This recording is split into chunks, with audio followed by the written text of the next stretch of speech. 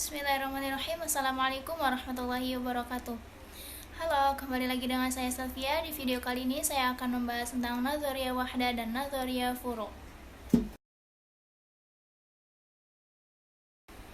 Yang pertama yang akan saya jelaskan itu Nadharia Wahdah. Apa sih Nadharia Wahdah itu? Ada yang tahu nggak?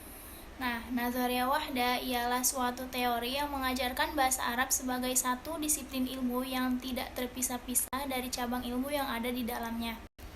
Dan bisa dikatakan juga bahwa Nadharia Wahdah itu sebagai satu kesatuan. Dalam sistem ini memandang bahwa bahasa itu sebagai satu kesatuan yang utuh dan saling berkaitan, bukan sebagai bagian-bagian yang terpisah. Oleh karena itu, menurut sistem ini dalam struktur kurikulum hanya terdapat satu mata pelajaran saja, yaitu mata pelajaran bahasa Arab, satu silabus, satu teks pelajaran, dan satu nilai hasil belajar. Selanjutnya, kelebihan dan kekurangan Nadharia Wahdah. Yang pertama, kelebihannya itu efektivitas dan efisiensi waktu lebih terkontrol. Selain itu juga, peserta didik lebih terfokus belajar bahasa Arabnya. Sedangkan kekurangannya, dalam teori ini peserta didik mendapat pelajaran bahasa Arab namun tidak secara mendalam diajarkannya. Dan cabang-cabang yang ada dalam mata pelajarannya pun hanya diajarkan sekilas saja. Baik, selanjutnya yang kedua saya akan menjelaskan tentang Nadharia Furu'. Apa sih Nadharia Furu' itu? Nadharia Furu' ialah teori yang memandang bahwa bahasa Arab itu terbagi ke dalam beberapa cabang disiplin ilmu yang masing-masing memiliki kriteria tersendiri dalam pengajarannya. Dan dalam sistem ini, program pembelajaran bahasa Arab yang dilakukannya dengan cara membagi bahasa kepada beberapa cabang pelajarannya, seperti nahwu, shorof, muhadatsah, imla, khot, insya, dan lain sebagainya. Oke, selanjutnya ada kelebihan Nadharia Furu'. Kelebihannya itu dalam teori ini lebih mendalam mempelajari cabang-cabang ilmu bahasa, karena menurut teori ini bahasa Arab itu diajarkan secara terpisah. Dan menurut teori ini mata pelajaran bahasa Arabnya terdiri dari nahwu, shorof, khot, dan lain sebagainya. Dan juga yang diajarkan dengan jam pelajarannya itu berbeda, sehingga tiap-tiap cabang dapat dipelajari secara mendalam.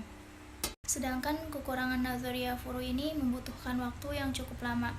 Begitu juga efektivitas dan efisiensi waktunya itu sulit tercukupi. Oke, selanjutnya ada persamaan dan perbedaan. Persamaan dan perbedaan itu ada pada sistem gabungan. Dalam sistem gabungan inilah terdapat persamaan dan perbedaan antara Nadharia Wahdah dan Nadharia Furu'. Yang pertama itu persamaan.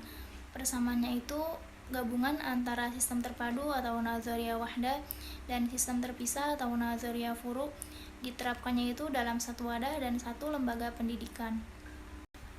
Nah, dalam metode pembelajaran penerapan sistem ini biasanya dibedakan menurut waktunya, sehingga mudah terorganisir dan tidak sulit dalam menentukan waktu atau jadwal. Selanjutnya ada perbedaan. Pada Nadharia Wahdah, sistem terpadu diterapkan pada pembelajaran bahasa di pusat bahasa. Sedangkan pada Nadharia Furu', sistem terpisah yang diterapkan di fakultas, yaitu khususnya Fakultas Tarbiyah, jurusan Pendidikan Bahasa Arab. Selanjutnya saya akan menjelaskan implementasi Nadharia Wahdah dan Nadharia Furu'.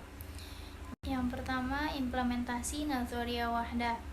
Secara umum, Nadharia Wahdah ini lebih baik bila digunakan di kelas menengah ke bawah, antara lain karena menggairahkan dan menjenuhkan.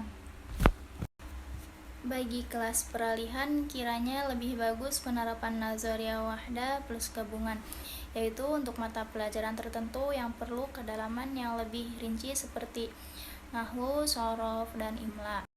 Bahasa Arab di madrasah dipersiapkan untuk pencapaian kompetensi berbahasa yang mencakup 4 keterampilan bahasa yang diajarkan secara integral, yaitu menyimak, berbicara, menulis, dan membaca.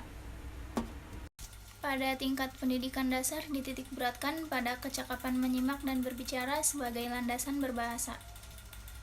Selanjutnya pada tingkat pendidikan menengah, keempat kecakapan berbahasa tersebut diajarkan secara seimbang. Adapun pada tingkat lanjut dikonsentrasikan pada kecakapan membaca dan menulis, sehingga peserta didik diharapkan bisa mengakses berbagai referensi berbahasa Arab. Selanjutnya, implementasi Nadzoria Furu.